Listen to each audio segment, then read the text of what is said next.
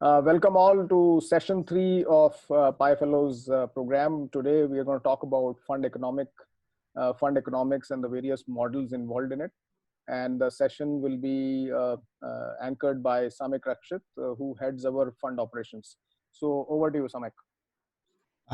Thanks, Manish. Hello all. I'll quickly jump into the session itself.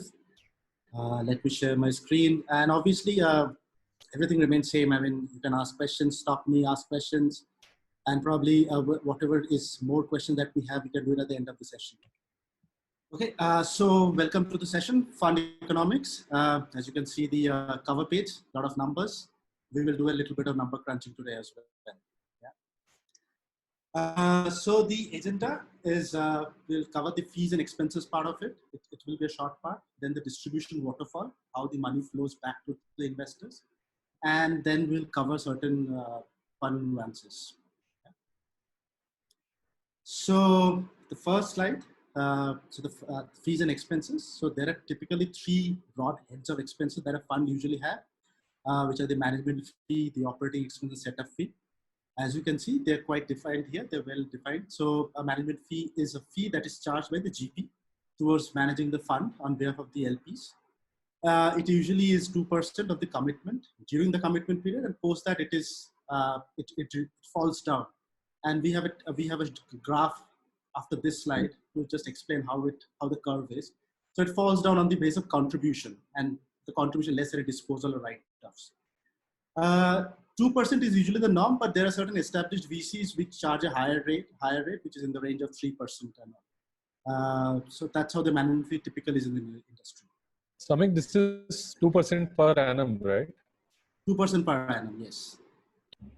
Got it. And this is built on top of the commitment amount, then, is how I'm reading it. During the commitment period, yes. And after the commitment period, it goes on the basis of contribution. Got it. Quick questions. Is it the 2% is charged from the commitment amount or is on top of the commitment amount? No, it's charged from the commitment amount. Okay, thanks. So then comes the OPEX. Obviously, the OPEX is to run the fund. So various OPEX are there, like to do the audit, the valuation, the fund administration. So usually it ranges again between 0.25 to 0.5% per annum of the commitment. Then comes the setup fee. Setup fee is a one-time fee, which is charged to the fund at the time of initial setup. Again, it ranges in between 0.5 to 1%. Yeah, of the commitment of the fund again. Just to say that operating expense is actually on actuals, but it is capped to this much range. Right. Yeah. So it is. So though we have a cap, a figure of 0.25 to 5%, but we usually charge in the actuals. So who gets the setup fee? It is charged to the fund, but who gets it finally? So it is towards setup. I mean, so we will have some illegal expense to set up the fund and everything. So it's typically a one-time fee that we will spend at the time of setting up of the fund. Okay, so external agencies. It's external agencies again, yeah. Okay, so after this fee, so as you were asking whether it is the top of the commitment or not. So after this fees are charged, we get the investable corpus. So the investable corpus is the money that is available for to invest in the portfolio companies. Okay? So if you can see that it is the commitment minus the management fee, the OPEX, and the setup fee. So as you can see, the management 2% per annum, the OPEX is 0.25 to 5% per annum, and all of this taken together, we usually range between 75 to 85% of the fund which is available for portfolio companies. Make sense? Shall I move on? Yeah, I had a quick question. The 2% management fee, when is it taken? It's per quarter or like? Yes. So management fee, Manish explained in the previous in his slides, right? So it will start from the first close, and then it will be charged per quarter basis. Okay. So the entire years will be billing it in advance for the quarter. There can be situations where they bill it in arrears as well, but usually it is in advance. Okay, and like if the capital call doesn't happen later on, like but still the commitment amount based on that 2% would still be charged, right? So probably the next slide will just explain what you're asking. Okay. So any questions here? Shall I move on? Okay. So this is a typical management fee curve. If you can see, a table is there on the top left corner. So the management fee is typically 2%. If you see the commitment, as and when we have a certain commitment, so we will say the 40 crore, the fourth column is the commitment. Yeah. So the first, we have a 40 crore of commitment in the first year, then a 70 crore, then it goes to 100. So say it's a 100 crore fund. Yeah. So at the time of first close, when we have the commitment of 40 crores, so we will charge a 2% management fee on the commitment, which gives me 0.8 crores, right? Which is the third column. I'll come to the fifth and the sixth column a little bit later. Yeah. So let us focus on the orange part first. So on the second year, I have 70 crores of commitment and I have a 2% management fee, I get 1.4. And at the time of final close, I have got 100, I get 100 crores and I do the final close of the fund. So at that time, I'll just introduce a new concept, which is called the management fee catch-up. So I'll do a catch-up of the management fee, which means I'll consider that this 100 crore was there from the year one itself. So what I'll do is I'll charge an extra management fee in that particular year for the previous years, which I have not charged earlier. So ideally it's 100 crores. If I had to charge 2% on 100 crores for 3 years, it would have been 6 crores, right? So if you see the balance amount of the 6 crores is charged in year 3. And then going forward, I'll keep on. So on year 4, I'll charge again 2% and I'll get 2 crores. Year 5 onwards, now let us focus on the column 5 and column 6, which deals with the contribution percentage and the disposal percentage. Say on year 5, I had a contribution 70%. I have only drawn down 70% of 100 crores. And say there's a disposal or write-off of 5% by then. So obviously I'm left with around 65% of the money. So this management fee will drop down to 1.3 crores from year 5, on year 5 itself. And subsequently, similar calculation goes from year 6, year 7, and year 10 onwards. Okay. So if you see the graph, so at the time of first close, the management fee starts. It peaks at the time of year 3 when we do the catch-up, and gradually keeps on falling down over a period of time because it then shifts to contribution and disposal basis. Samik, could you give some examples of what goes into this disposal percentage?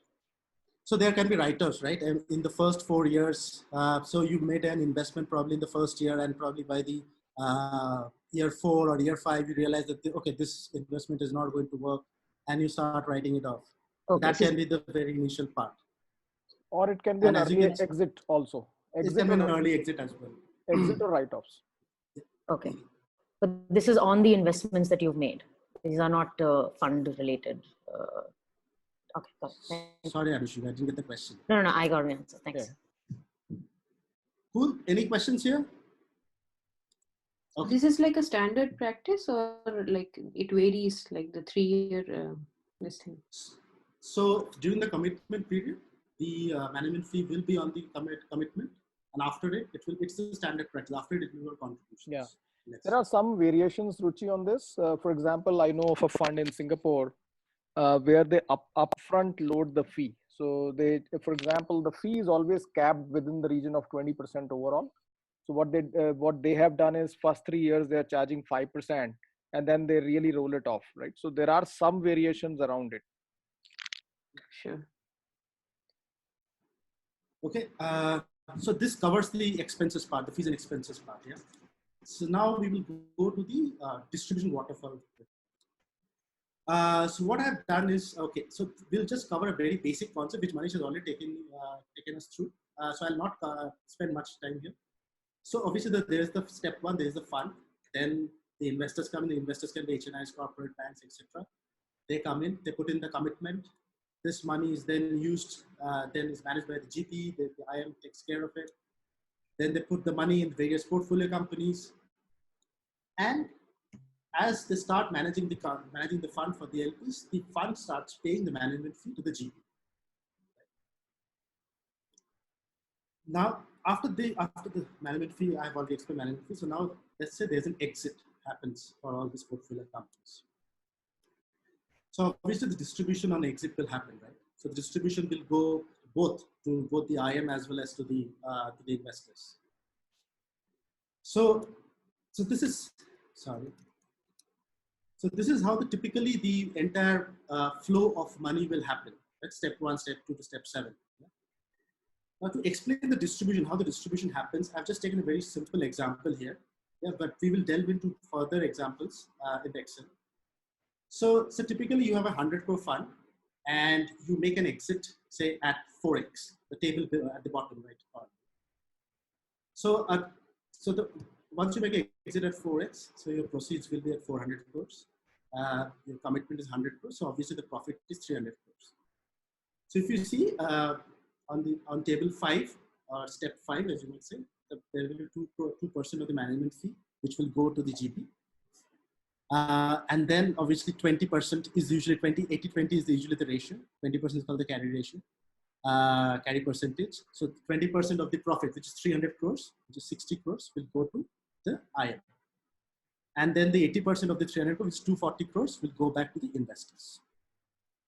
This is a very simple way of how the money flows back to the various investors, has been explained here. Right? Any questions here?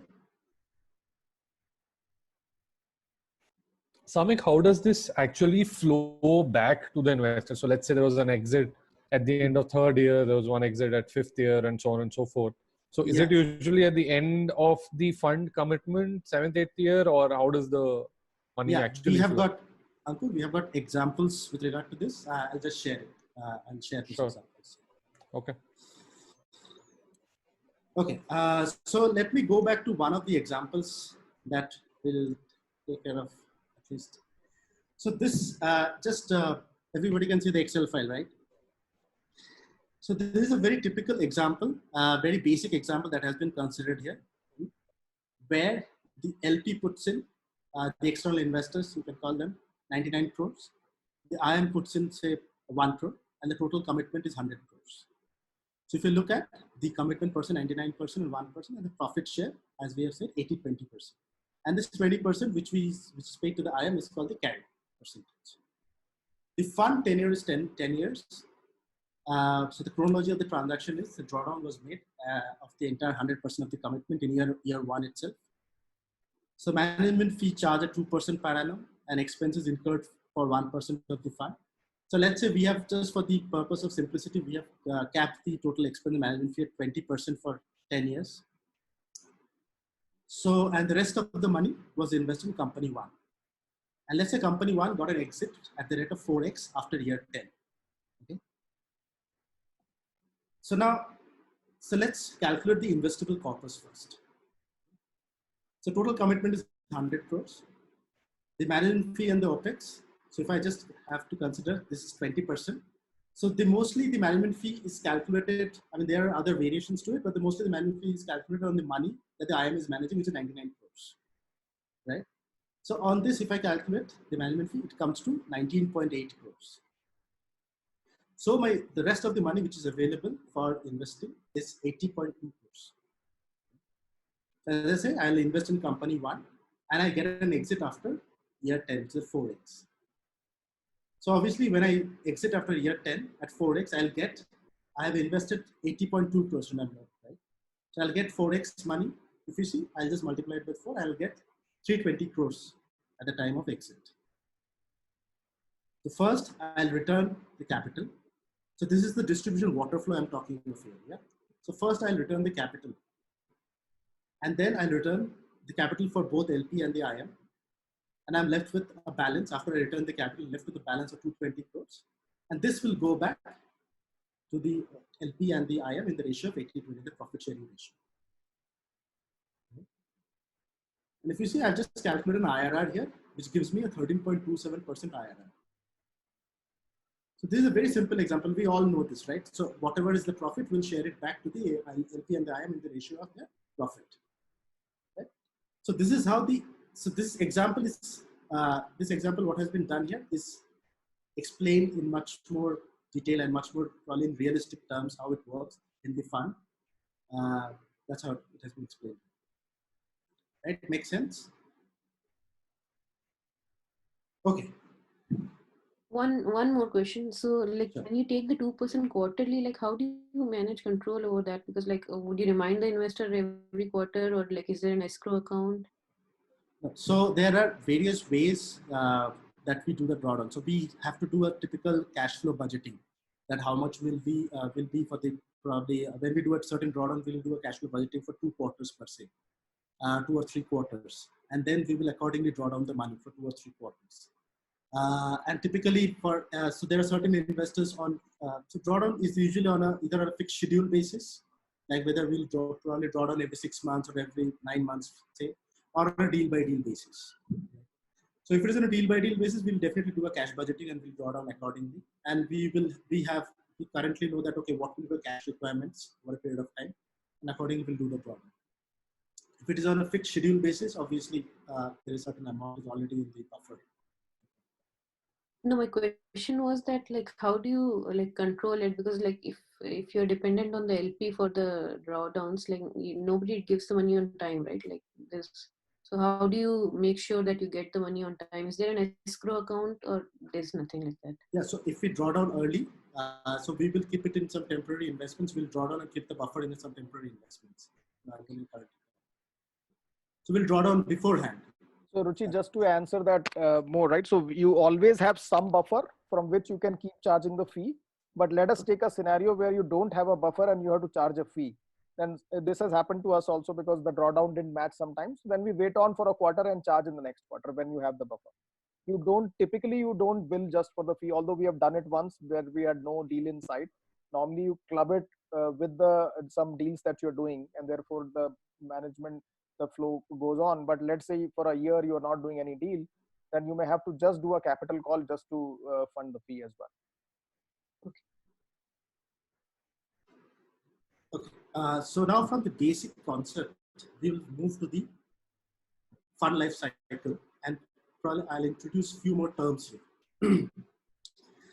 So obviously the fund life cycle, which starts with the commitment from the investors, and then the drawdown happens. Drawdown means I'll be asking for the money.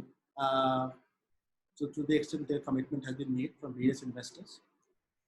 Now, as I said, as I just explained just a few minutes back, that drawdown can be either on a deal by deal basis or can be on a fixed schedule basis. So I'll certainly have a certain utilization in mind, that how will I be using the money for the drawdown. So obviously my utilization will depend on my fund investment, my management fee, all the expenses and everything. So I will do a certain budgeting and I'll draw down accordingly. Now, if the drawdown is on a fixed schedule basis, so what will happen is I'll draw down and there will be a certain amount that will be lying there with me, because my utilization will not match my drawdown at that point. In those scenarios, as I said, we will keep the money in a temporary investment, liquid fund, as we call it, till the time we again establish an utilization for that particular money. We'll keep that money in temporary investments. And obviously that money will earn some income for me as well, because typically in a current account, you don't get any interest on it. So moving from the drawdown portion and to the right-hand side of the fund life cycle. So I'll introduce a new term called the hurdle here. So obviously the hurdle is the money that is calculated on the drawdown figure, and it is the minimum return that the LPs are looking for. So before the IM can start getting the profit, this is the minimum return that the LP will be looking for. That's how we define a hurdle. Right. So the hurdle just starts computing the sooner I draw down the money. Right. And then obviously if I move further right, I'll get exits, and then the distribution waterfall kicks in. So before, what we did was a very simple example. Now we will get into the more deeper aspects of it. So obviously the distribution waterfall, I'll first pay the capital to all the investors. Then I'll pay the hurdle to the limited partner, the LPs. Then the third part, which is the catch-up part, to the investment manager. And after I paid the catch-up, I'll go to the profit share ratio, which is 80-20. So this is a typical fund life cycle, how they and also you can see the distribution box. There is also the income from temporary investments, which also gets distributed back to the investors. Now, so in the next slide, I've just I'll just graphically try to explain that how the distribution waterfall will happen. Yeah. So obviously, if I consider the hurdle at 12%, so usually the hurdle ranges between 8 to 12%. But yeah, so if I consider the hurdle at 12%, as you can see, first I'll return the capital, then I'll return the hurdle. At that point in time, if you see there's a line on top of it, at that point in time, the IRR of the fund will be 12%. The hurdle will pay back to the LPs. Then I'll pay the catch-up, which goes to the IM. And after that, whatever is left, yeah, I'll pay to the LP share. I'll pay the profit share, which is the 80%, and the IM is 20%. So this entire portion, right from the hurdle to the IM, right from the hurdle, I mean, you can see this is the profit zone. Okay. The next, what I've done. So next, how will you? I've done a catch-up calculation. This is a typical thumb rule formula that you can use every time to calculate the catch-up. That how much will be the catch-up. So everything remains the same. The hurdle is computed at 12%. So we know the numbers, right? The hurdle is 12% and the profit sharing ratio is 80-20. So as you can see in the profit zone, I'll pay the hurdle first. So what it means is that towards this 80% of the share, towards the 80% of the LP share, I'm paying 12% of the profit first. And so how much should be, so it's a typical unitary method. So how much should I pay towards 20% of the profit, which is the 20% is towards the IM. Is everyone following me? No, Samik, can you go once again? Sorry. Sure. Yeah. And catch up on the IM, I'm assuming, is the catch up to the hurdle for the IM as well. Yes. Yes. Okay. Okay. Samik, can you actually move a step back and also explain hurdle as such? I'm not very clear on what hurdle means. Sure. Ankur, let's get back. I mean, after this, I'll go to the examples more, and then probably we will explain further, and then it will probably help you understand what is hurdle. So just to give you a very brief explanation of hurdle, it is the minimum return that the LPs will desire before I start getting the money. I means the IM here. So got it. Okay. Yeah. So before I pay you, if you're an IM, before you start getting the money, I should get certain amount of money. Anyway, that's what the LP says. So you're saying that hurdle is usually committed while even raising the funds, like absolutely. So every fund has this hurdle committed. Yep. So they say hurdles range anywhere between 8 to 12%, right? So we have taken extreme example of 12% here. Exactly.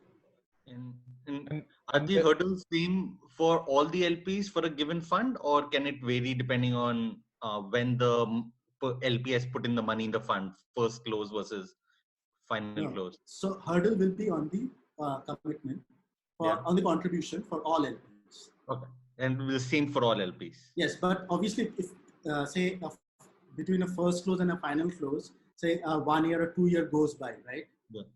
Now people will onboard at various points in time. Yeah. The hurdle rate will remain the same, but in absolute numbers, the amount will be different. Yeah, sure. Right? And hurdle is paid out of the profit only. Yes. Yes. So it is the first claim of the profit. Yeah. There is a variation. Diagram. There is a variation. Just Sudesh's question important. So there is a variation that, remember the temporary investment that was parked on the access money. Yeah. You could actually, some funds use that to offset the hurdle, and so hurdle can come from the exit profits or the temporary investment incomes also. Okay. But the temporary investment income cannot be used to make investments. No. That is where is this parked exactly? Like what instrument is used to park this temporary investment? So they're typical money market instruments or liquid fund instruments where you can easily it ensures both liquidity as well as returns as well. So they typically give us around 5 to 6% return, and you can withdraw the money anytime. You can deposit money anytime as well.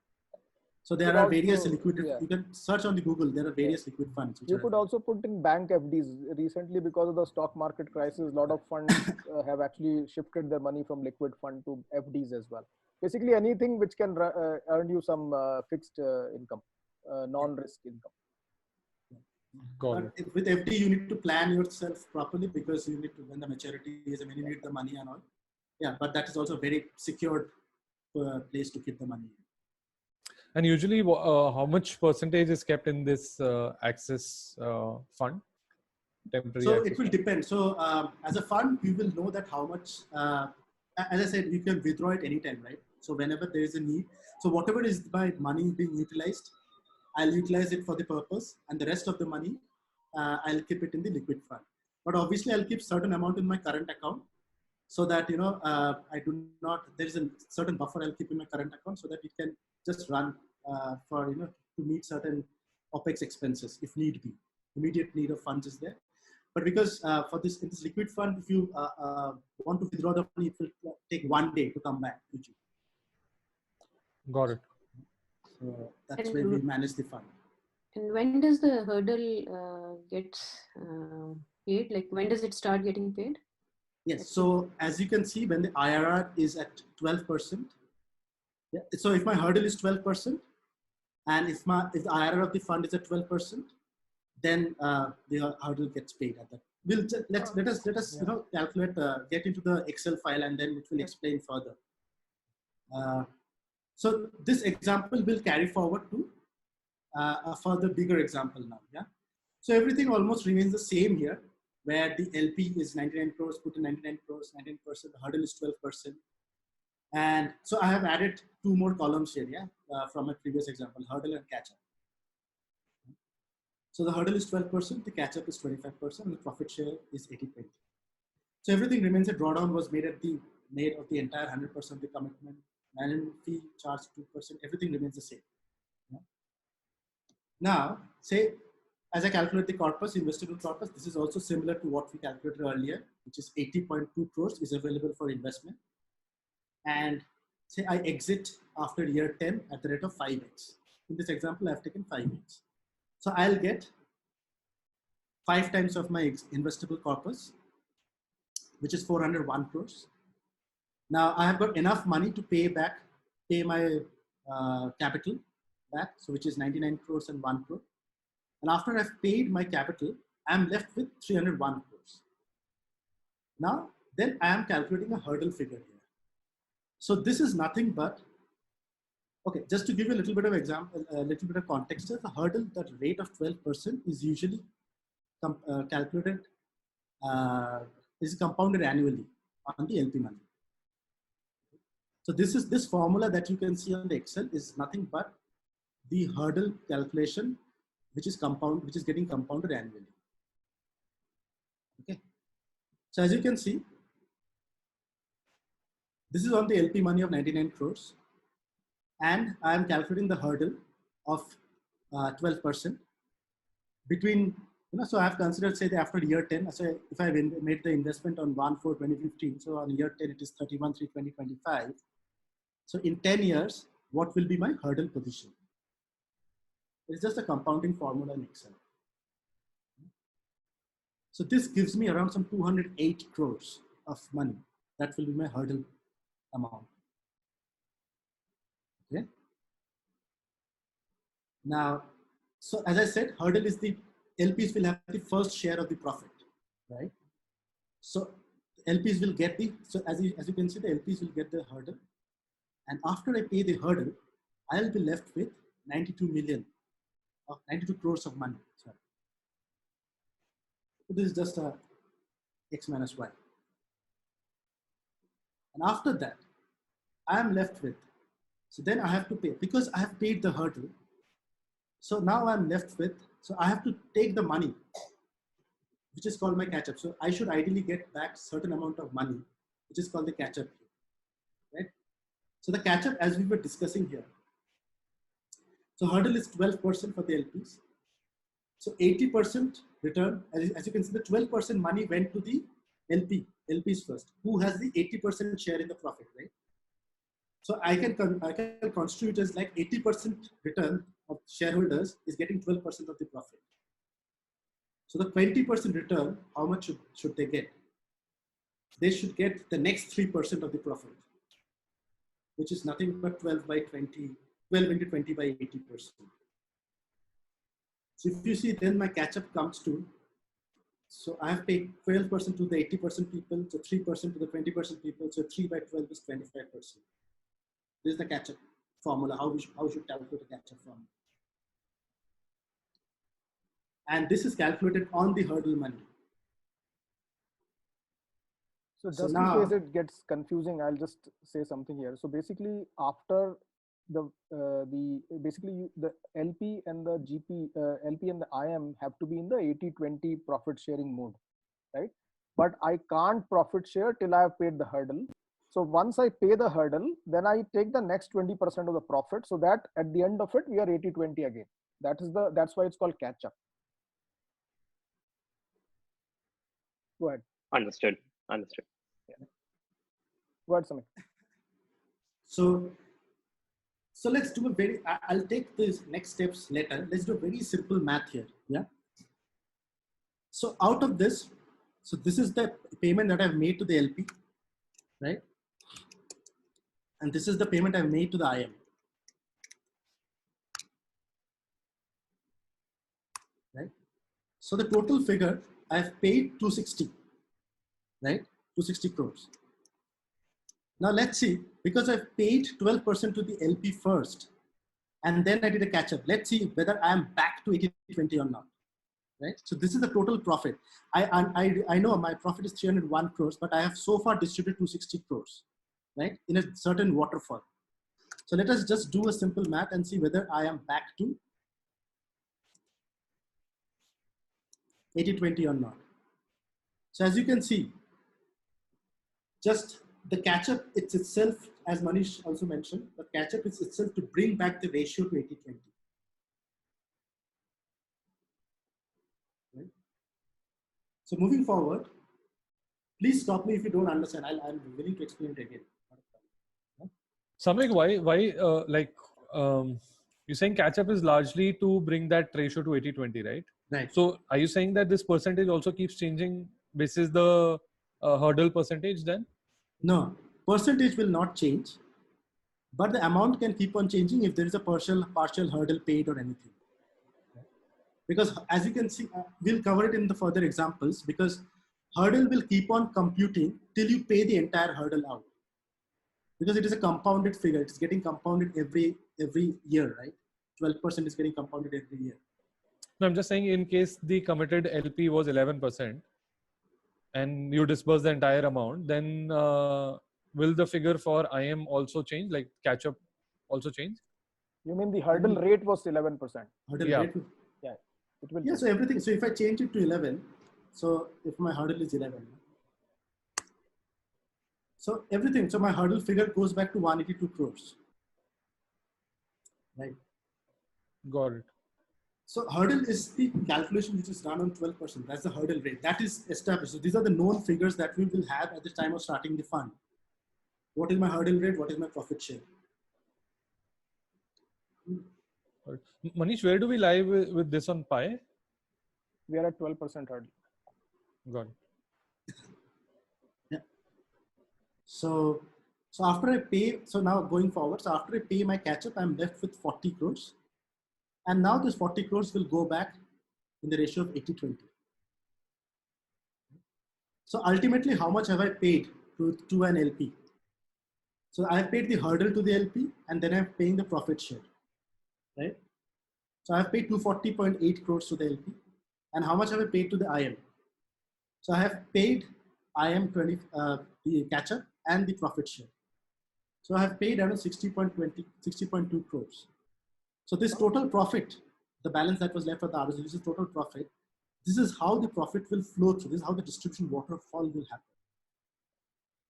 Just to clarify, this is total after the capital. This is beyond the capital, after the return. So total will be this plus the capital, original capital. Yes. This is the profit. I mean, just so if you see, if you see whether we have doing 80-20 or not?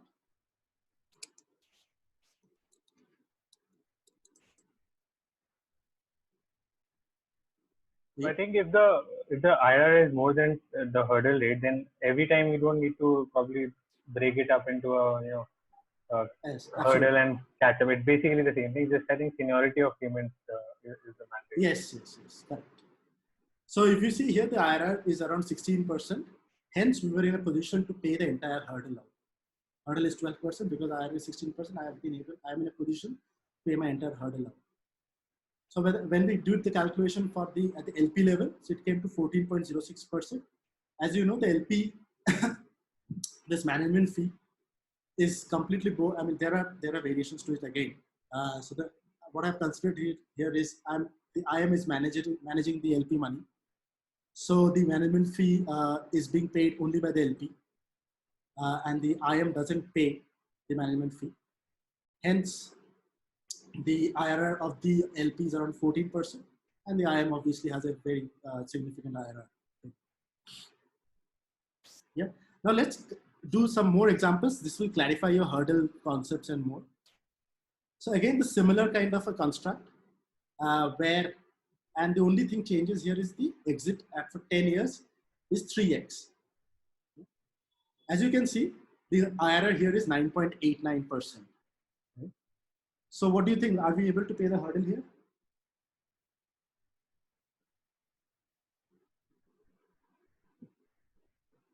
Anyone? No, we don't need to. No, right? No, obviously. Yeah.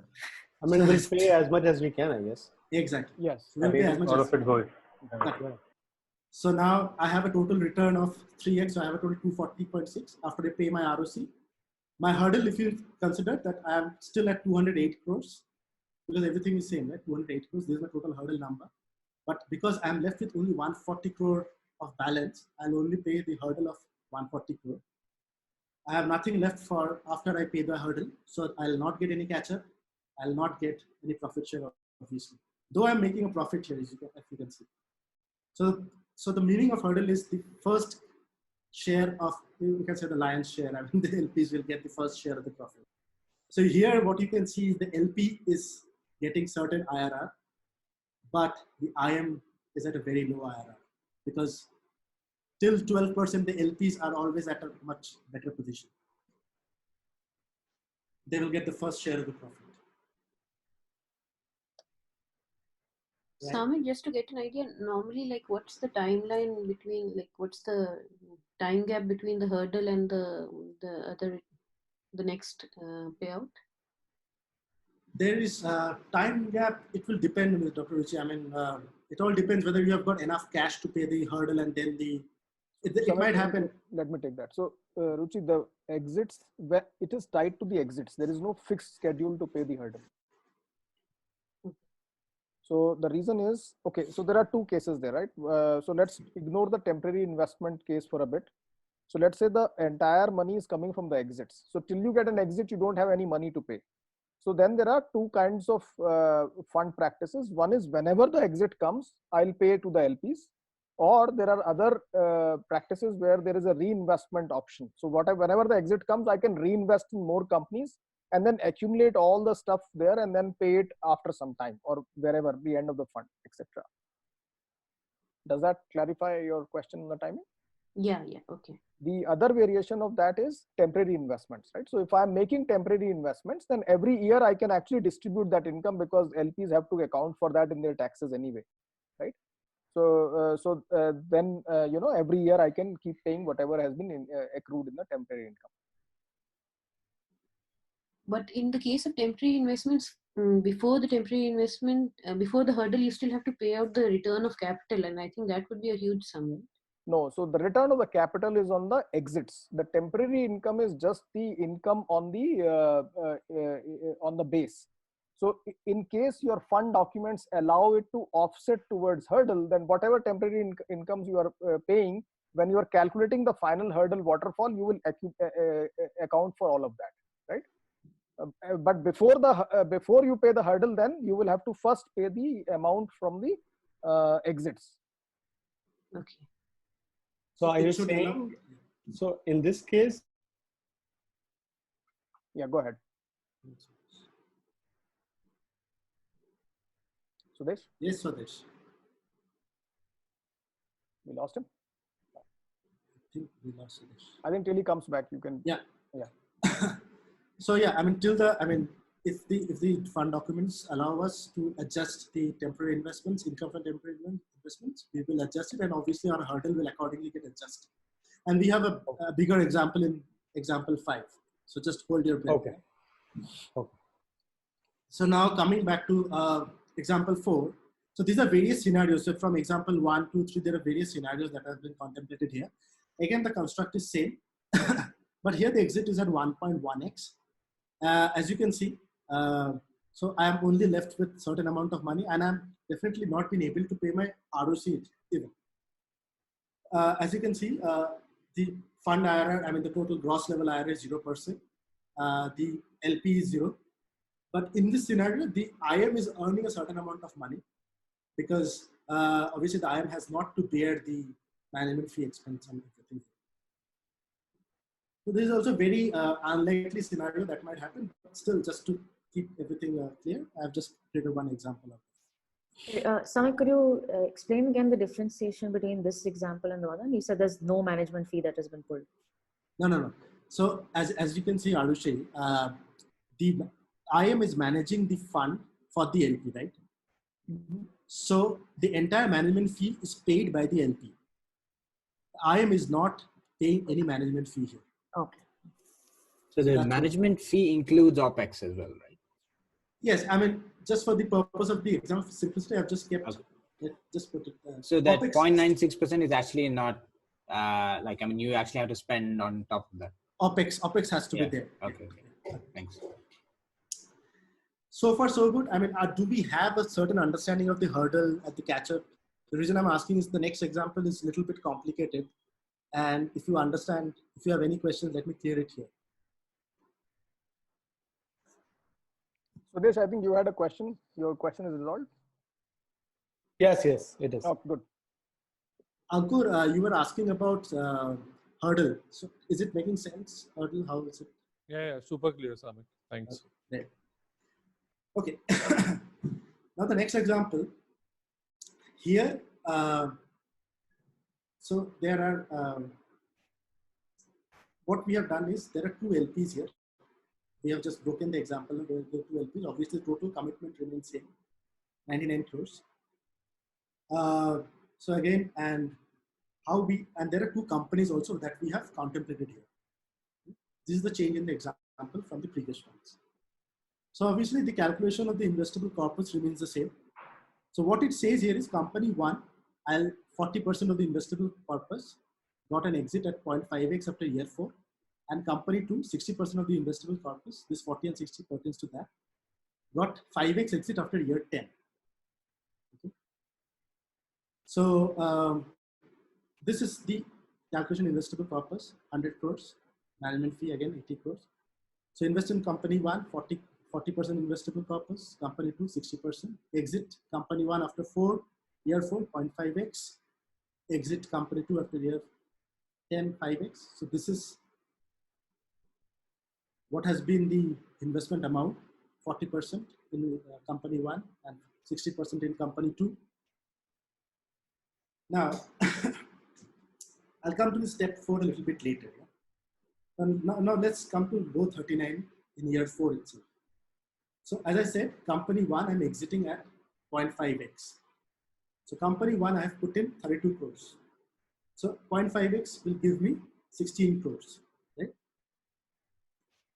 Now here, I'll be in a position to pay only a part of my capital. So which is around 7 crores. This is again in the ratio of the commitment. 45%, 54%, or 1%. I'll pay it in this ratio. Okay. And after that, obviously, I'm not left with any balance. And then year 4 is completed. So there's nothing in year 4 that I can pay further. Now, so at this point in time, so this is what I've done is I've broken the hurdle calculation at various exit points. So the first calculation of the hurdle for LP1 is still the year the first exit had happened. So this is again on the LP money of 45 crores. at 12%. And it is after year 4 that the exit has happened. So I've just considered the hurdle till there. Now, what happens in year 10? Now let's go back. So similar calculation is for LP2 as well. And similar, then the catch-up also goes in a similar way that, okay, what will be the catch-up on this figure? 25% of these two figures is this. Samik, sorry, can you just spend a little more time on the hurdle calculation for LP1 and LP2, the 25 Absolutely. and 30? Absolutely. So this is the, so Amit, this is just the formula for compounding. There is no complications. Got it. Okay, so you've just done 12% compounded over 4 years. Correct. But on D3 is the total. D3 is the principal amount again. Is the principal. Got it. Principal. So just the interest, you can just consider as an interest of 12% compounded for 4 years. Understood. Yeah. Similar calculation for LP2. Right. Now, year 10, I get an exit of 5x, right, for company 2. So I do a calculation and I get 5x. Then I'm left with, I have already paid around 16 crores of my capital, right? So I'm left with the rest money, which is 83.96 crores. So I'll pay the rest of the capital through this money, through the return of the company 2 in year 10. And this will also go in the proportion of the commitment, 45%, 58%, and 10%, 1%. Now, guys, just to make a disclaimer here, don't get too confused with the kind of formula that has been used. This formula is just been used to make the Excel file very robust, but ultimately it is a hurdle calculation. With all this if and buts and whatever are there, it is just to make the Excel file very robust, so that even if I change one number, the entire transaction will flow through. Okay, but ultimately it's just a hurdle calculation. So now, after I have paid the capital, I'm left with 156 crores of money. Okay. Now, here I'll be able to pay an hurdle of 70. Okay. So now what I've done here is, because now I've returned a certain amount of money. So this probably will also answer Dr. Ruchi's question. I have returned a certain amount of money here. So this money will get adjusted to the base of the calculation of hurdle. Right? So hence, now this calculation is on the basis that what will be my revised position from year 4 to year 10 now. This hurdle adjustment. So this figure is basically, this calculation is done on the basically, so I had 45 crores of money, right? And I have paid 7 crores for LP1. But I have a hurdle of this. So on this 63 crores, my new revised calculation of hurdle will come from year 4 to year 10. So essentially, just to simplify it, it's basically whatever differential money is there, you pay the hurdle on it. Whatever you have returned the base, you don't pay a hurdle on it. बहुत सन्नाटा है. Sorry, I'm still a little lost. I understand that you've reduced the principal and you're paying hurdle on the reduced principal now. Just didn't understand the last step you did, Samik, which is S33 plus C33. That some didn't understand. Why don't we take 100 rupee and 50 rupee example and 5 rupees? So that is easier, right? Okay. So just say it will be easy. Okay. So say you had 100 rupees of LP commitment. Okay. LP1 paid 100 rupees. So if you have a hurdle calculation,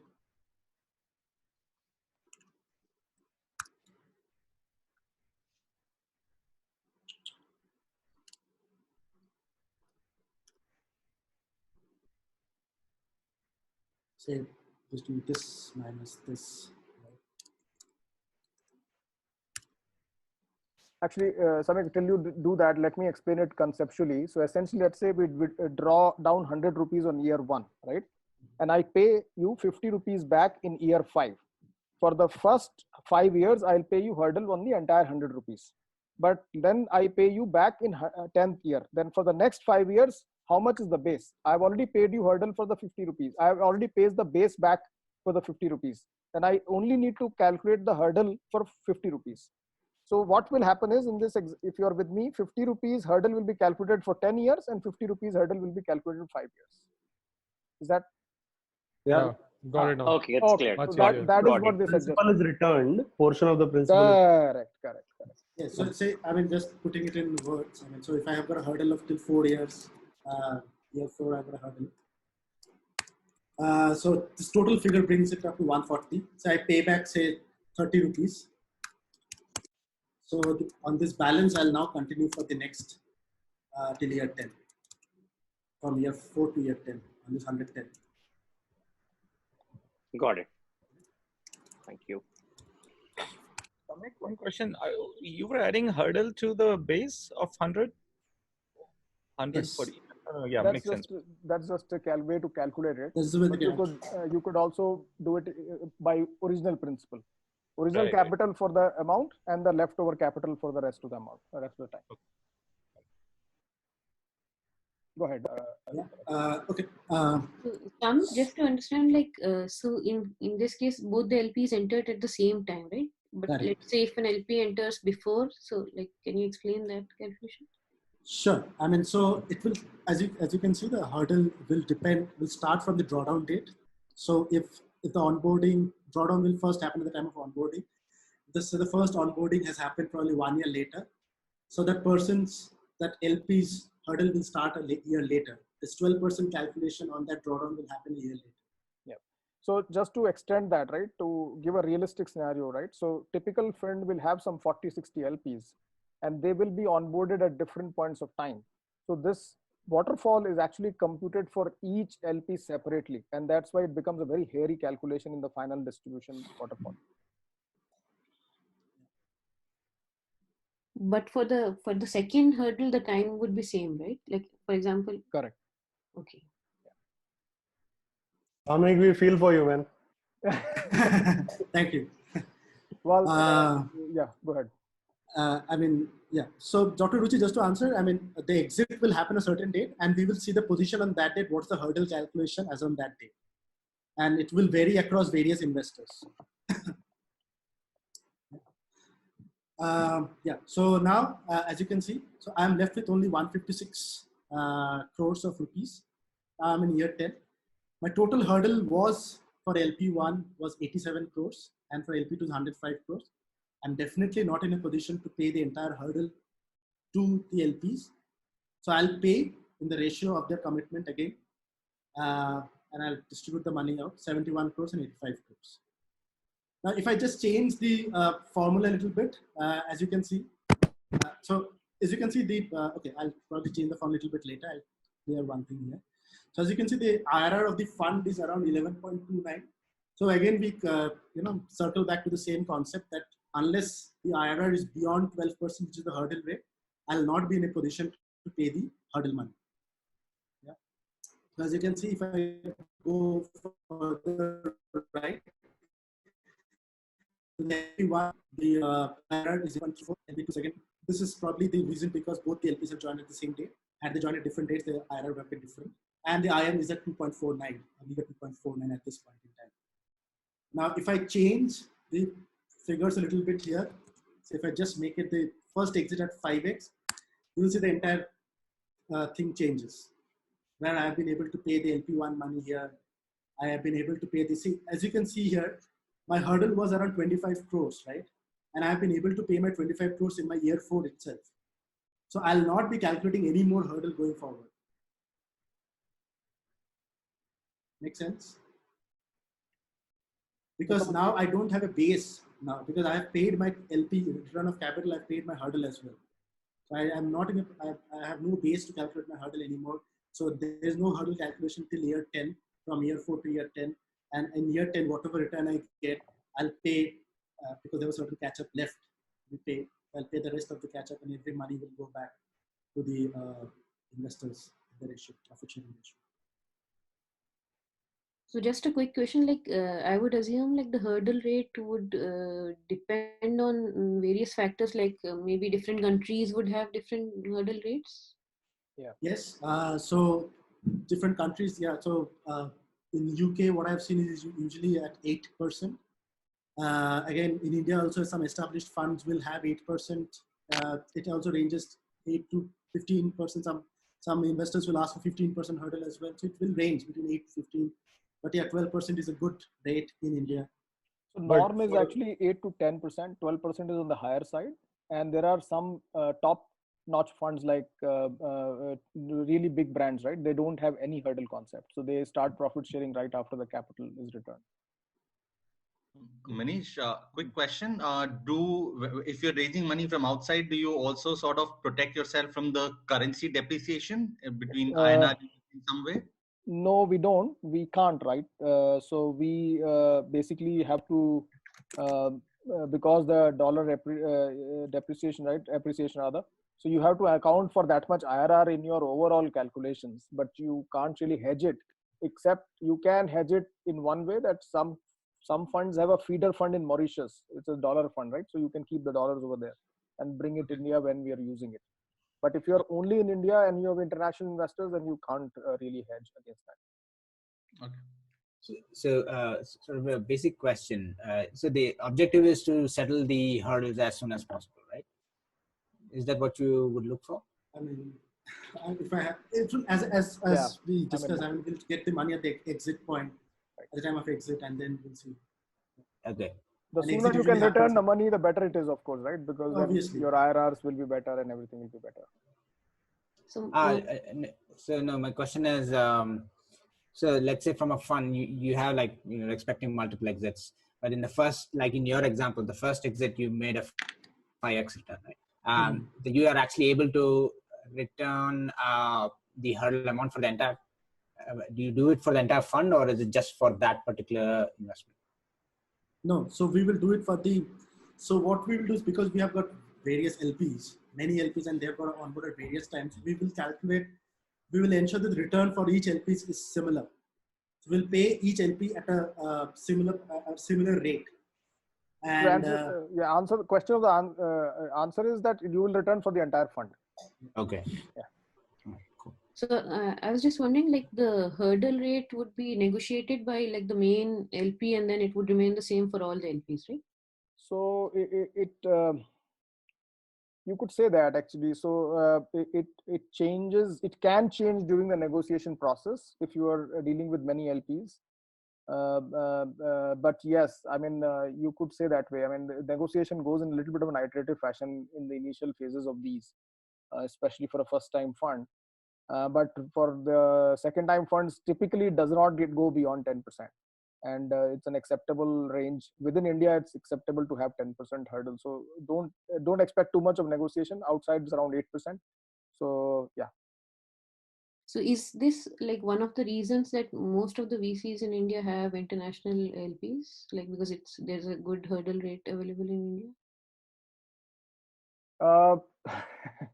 That's a very different question. I think the Indian LP money has just been available recently. It's not because of the hurdle rate. It's because the pools of capital hasn't been available. Okay. We can continue, Samik, I think. Yeah. So yeah, as I change the example, as you can see, the IRR, LP1, LP2 all change, and obviously the IR for the IM. So with this, we are done with the examples part. I'll go back to the slide. We have Samik, I just wanted to add one thing, if I may. Yeah. So in a realistic scenario, just go back to the front part of the table where you had the LP1, LP2, right? So this is also a very simplified example, right? In a realistic scenario, you have 40-60 LPs all onboarding at different times, and therefore their drawdowns are coming at different times, right? And then the exits are probably happening at the same time, right? So the overall the master distribution table of a fund is fairly complex because of that situation. I just wanted to say that this is very, very simplified example still. Yeah. And it's all maintained over Excel sheets, or is there like some software for this? That's a good question. Yeah, go ahead. So see, as far as I've worked with various softwares, fund accounting softwares, none of them were able to calculate to this extent the complexity it goes to. So obviously we have to do the calculation Excel sheet and feed in the data into our accounting software, and then and then things flow down. There's a business opportunity there. So there are a few software, but yeah, difficult to model because every fund has a slightly different waterfall. So it becomes very, and there is a different conventions also, right? So there are some funds which, suppose they've onboarded LPs over a year, right? First year. Some funds will take exact date. Some fund will approximate it to one date for a year. That irrespective, in the last 6 months or next 6 months, if you onboarded, I'm going to take this date for the hurdle calculation. So then those becomes easier calculations. A lot of funds do that simplification. Some examples are also there where the drawdown is made on a particular quarter. They will take the quarter end date. Yeah. Samik, do funds in India sort of stick to this waterfall, or do they go to the American waterfall, which is like by exit distribution? So exit by, I mean, this is the waterfall they will follow. But obviously there's a certain concept of keeping the money in the escrow account till the till the entire return is made. I think he's talking about reutilization of exits money, right? So that's, I don't know whether it's called American model. They are both possible in India also. So it's just a question of your negotiation with the LPs. When you get an exit, you can return the money immediately, or you can reutilize for further investments. Okay. Okay. Then going back to our slides. Okay, so this is how the final table will look like. So as you can see, whatever we discussed earlier, so the catch up and the carry goes to the IM. The hurdle and the profit share of 80% goes to the investors. This is the final table how it looks. Okay. Moving forward. So there is then obviously at the time of distribution, there are certain performance measure curves which are there. For the fund, the various performance ratios are the TVPI, the DPI, and the RVPI, as you can see the definitions here. The TVPI is the total value, which means the distributions plus the net asset value divided by the paid in capital. So PI stands for paid in capital. DPI is the distributions divided by the paid in capital. And RVPI stands for residual value, or the NAV divided by the paid in capital. So typical how it works is shown here. As you can see in year 1, 2, 3, 4, 5, I've just taken a very simplistic example again.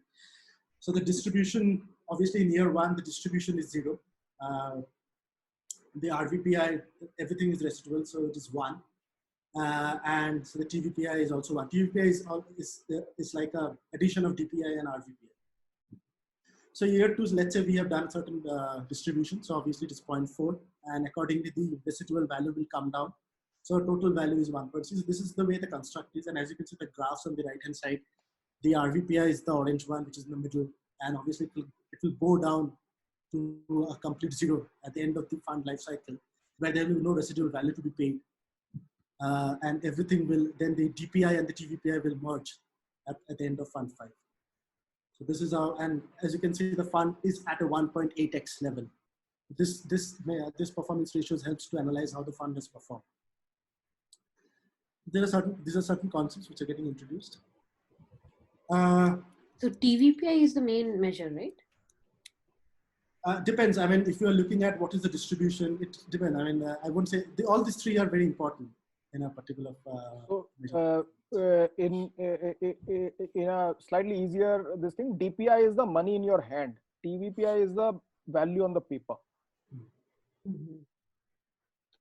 Manish, value means the value of the assets, right? Value of your investments. Correct. Marked up values. I mean, TVPI is a part where you have already received that money in your hand as well, and as well, what are you going to receive? TVPI. So it is so to answer Ruchi's question, right? Both are important, as Samik said, but DPI is obviously seen as a very hard parameter because that's the money that you have returned to the investors. Whereas TVPI value is still on paper. I have to realize that value, and that may or may not get realized over the life of the fund. And what is residual value here, Manish Samay?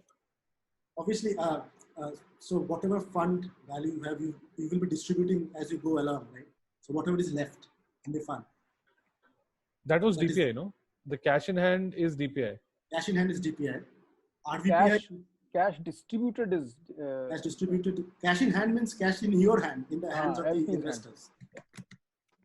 So when we say the expectation is generally 3x, that is the DPI, right? DPI at the end of the expectation of 3x return from an LP, which is basically the DPI should reach 3. Yes, should reach 3. That's right. Yeah. Okay. Moving forward, certain fund nuances. As I have mentioned, drawdown is already mentioned, deal by deal or fixed schedule. Manual fee catch-up is mentioned. I think we are almost done. Temporary investments are mentioned. And commitment period, the relevance of commitment period. We'll only make new investments. I think this we have already discussed. These are few market standards, which you can, this definition which you can read. I just want to mention 2 things out of it. Is like per hurdle, the figure that we calculated, it does not get accrued in the books. It is off the books calculation. It will not come in your balance sheet or in your profit and loss at all. Okay. Question on the temporary investment. Can you give me some scenarios where you would make a temporary investment? Like, what circumstances would you make? I'll do it all the time. I mean, so I'll draw down the money. So it will mostly happen when the drawdown is on a fixed schedule. The chances of that happening is more. So fixed schedule drawdown is typically like, so at the time of the setup of the fund, we'll say that we'll draw down 10% in 6 months, another 20% in probably 1 year, another 20% in another year too. So I'll draw down accordingly. And obviously I will not use that money, right? I'll have the money with me. I'll draw down, I'll have the money with me. I'll not use that money. So what will I do? I cannot keep it in my current account because it's a non-revenue generating account. Current accounts usually don't have any interest. So I'll park that money. Samek, if I have 100 rupees and I'm using 2 rupees, 2% that goes into management fee, I have 98 left. At the beginning, I'm going to put all 98 into the temporary investment, and then as and when I want to make investments, I draw it from the 98. Yes, I'll draw it from the 98 till the time I'll reach a position that I've exhausted entire 98. So can I just make a slight improvement on that, right? So let us say my commitment is 100 rupees, right? You don't draw the entire commitment in one shot because your IRR will just go, because you have a 5-year investment period, right? Or 4 to 5 years. So what will you do with sitting with the 100 rupees in the beginning? So you draw only either, as Samik is saying, either on a fixed schedule or you draw part of it. Okay. So let us say out of 100 rupees, you decided to draw 20 rupees at the beginning, and you utilize 5 rupees out of that, then 15 rupees will be in the temporary investment earning money. When I am exhausted those 20 rupees, then I can call another 20 rupees, right? Like that, you can keep calling. You will always have some buffer to park in the temporary investment. So Manish, these days, like I'm getting a lot of calls that the investor backed off and all. So like, how do you account for that? Because like, if you don't call off the entire money, then sure. It's a very good question, and it's a big risk for especially small funds like us. So we typically have 2 kinds of investors: individual investors and institutional investors. So with individual investors, sometimes there can be a liquidity crisis, and I have not called the entire money, and suddenly the investor is in crisis, right? So it has happened in a few funds. Then essentially you look for another investor who can buy that and support that commitment. There is no easy way to handle that though. And what are the economics? You kind of run that risk. You run that risk. No, and like for the new investor that's coming in, what advantages does he get? Like, because I think that's and totally for the and for the investor that backed off, what are the penalties? So it is completely negotiation based. So it is like a secondary deal happening in a startup, right? So there will be some discount to the NAV that the new investor will get. The old investor may not get the entire money for a long time. His money can be locked up, or you can charge some fee on it before you return it. So there is no fixed rule on that. So these are not clauses into the contract in the beginning? The broad terms are mentioned, not exact terms, because it's like secondary in a startup, right? When you do a deal, you don't put the secondary terms in a startup because it totally depends upon demand and supply at that time. Right. Okay. And one thing that I've seen is if the fund buys it, then it will be either at a cost or the market value, whichever is lower. Sure, that can also be done. Yeah, so it can be one scenario. So, I mean, probably to answer Arsh's question, so this, if you see this chart, column 4 and column 5, column 4 is commitment. Contribution is 30% of the commitment. I'll only get 12 rupees at this point in time. Yeah. Right. So I think with this, we are almost done. I think one more point that I have to say is, usually what I've seen is that the fund will start accruing carry once the fund IRR is more than the hurdle rate. So what I mean by fund IRR is that the fund IRR will be calculated on the valuation as of today. That is the expected amount that I'll receive today. So then the fund can start accruing carry. Okay. I think with this, we are done. Thank you very much. Any questions? And there is a simple example if somebody wants to follow. It's on 100, 200 rupees basis. We will explain the concept of hurdle catching and potential. Samik, one quick question. TVPI, you need to know what is the value of your portfolio company, right? So how do you calculate the value? Is it based on last fundraiser? Yes. So obviously we follow the IPV guidelines, and it says last price of the last round. And obviously it also says that, you know, you have to calibrate it with other valuation techniques, the price of the last round. So we follow various techniques to price the, to validate the price of the last. And just to let you know, I mean, SEBI mandates that all these AIFs will have to do valuation twice a year. They can do it once a year if, you know, they have the approval of supermajority of the invest contributors. So that's how it is. So we can do a valuation once a year and by an external valuer. Samik, the Excel sheet with the most basic example, I just had a very quick question on that. Sure. Yeah, in this case, so let's say the company is exit. The hurdle is not here in this one? No, here I didn't introduce the concept. The one with the hurdle. Yeah. So basically, just after the catch-up happens, immediately then you'll distribute the profit, right? Yes. It's just because of the calculation that there's another step, but like in terms of time, there's no limitation, right? No limitation on that time. This is all happening at the same time for a It's all happening same. Okay.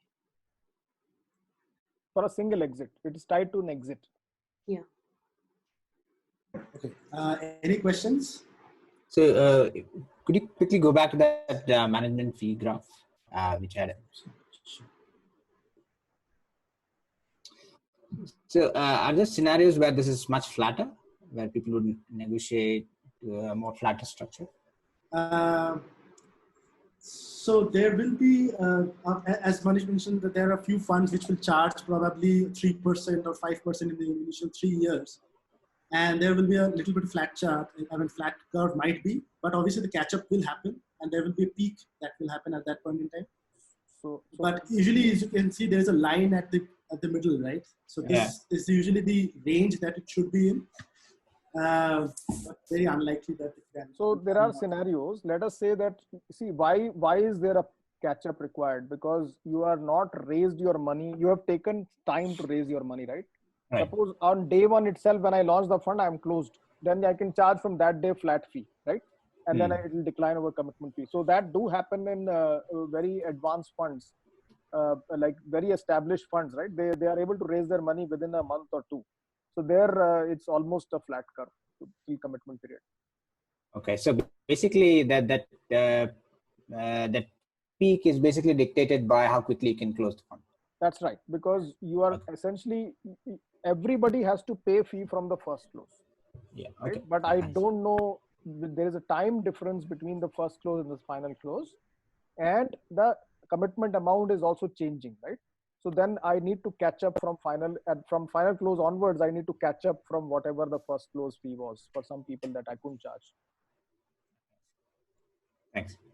This must create a lot of cash flow issues for you, right? Yeah, it is actually in the initial days of Pi, we literally it was quite a bootstrap journey. It's like a startup actually. You have to, first of all, you have to invest from your own pocket to set up the entire fund, and your fee comes year and a half later, and that too you don't know how much fee it will come, because you don't know what will your final amount be. So it actually, for a first time fund, it gives it is very it requires a lot of planning and thinking and how to manage your expenses within that bucket, and it also has implications of how you can build your team, because you don't know what the visibility on the fee. Manish, how did you decide on actually closing on the exact amount that you did? Like, when did you decide that this is the time that I will not raise any more fund? Okay. So we normally what happens is, after first close, you get 1 year to close the fund. So we wanted an extension on that. We got an extension. We got 18 months. So that decided when we will close the fund, right? And during that period, luckily we went 10% over. Actually, our target was 195 crores. We were able to close at 225 crores. So the date was there, the amount was enough. So we, and it didn't make sense at all to extend that period at all, right? So we closed at that time. Suppose we were, let's say, 150 crores by the end of that period, we would have still closed at 150 crores, because extension after 1.5 years is not justifiable to the person who has been sitting with you from day one. It becomes extremely hard to manage. Got it. So Samik, in the last example in the Excel sheet, can you just explain like the 2% management fees? That would, because the return was already made for the capital. Some of the return of capital was done, right? Right. So how does the 2% get calculated here on the remaining capital? Yeah, so it will yes, it will get on the remaining capital. So this will again will follow this formula. Post commitment period. Post commitment period. So it will follow this formula again. So if it is obviously we are expecting that the exits are happening after the commitment. So if you can see here, this calculation is on the basis that contribution less disposals. Whatever is the figure now, on that the management fee is getting calculated. I think, Dr. Ruchi, that's a little hypothetical example, right? Because you've drawn down the entire money on year one and we have returned everything. So your point is, where do I get the money to charge the fee from? Which is a very valid thing, but this is not a realistic example, because you will draw down the fee over 5 years capital, right? And you don't exit in year 4 everything. So therefore, there will always be some money left to pay the fee. Okay. Manish, these drawdowns, do you furnish some reason? Is it like a demand note where you say, I need it for this? Yeah, Samik, why don't you take that? Sorry, I didn't get the question. Is it drawdown? So when you do a furnish drawdown, a reason, on what basis do you draw down? So the drawdown will be for your investments and for your expenses. Yeah, so you make an estimate, you write a paper for the deal by deal, you send them what is called a drawdown notice, which has all the details. Okay. And the investment, so you specify what companies you're investing into and stuff like that. Is that not in the drawdown notice. I mean, so for institutions, we have, they will ask for specification, you mentioned that. But for a deal, for a fixed schedule, we do not mention.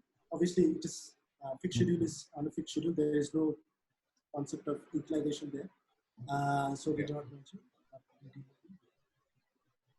Yeah, fixed schedule, I think it's easier. Yeah. I mean, my worry was, would this then have some to and fro? Would they question why this fund is being requested? Are there questions regarding stuff like that? Where are you investing it? Which companies have you identified? Is that usually a problem, or is it very smooth? So usually the decision to take the investment is with the IM, and obviously there's an investment committee and all are there. The LPs are there to bank on us. So there are not many questions. Okay. There are hardly any questions that I have not seen. Manish can add if there are. Yeah, typically not many. It depends. See, it works on a faith and trust relationship, right? So if you have been reasonable in your ask and this thing, then typically we don't get any questions. So, Manish, I remember last time you said that there was also a constraint on only 10 to 12% of the fund size could be invested in a company. Oh, that's right. So, where does that show in the calculations? So it doesn't, right? So it shows into it doesn't show in the calculation. It will come in the allocation. Right. So here we have taken simple examples, but the money invested per company will be based on that, right? So if I can't go more, by the way, that is flexible. It is not a fixed rule that for us it's 10%, for other funds it may be 15%, but there will be some cap on beyond which you won't be able to go in a particular investment in a fund. SEBI has 25% cap on investment.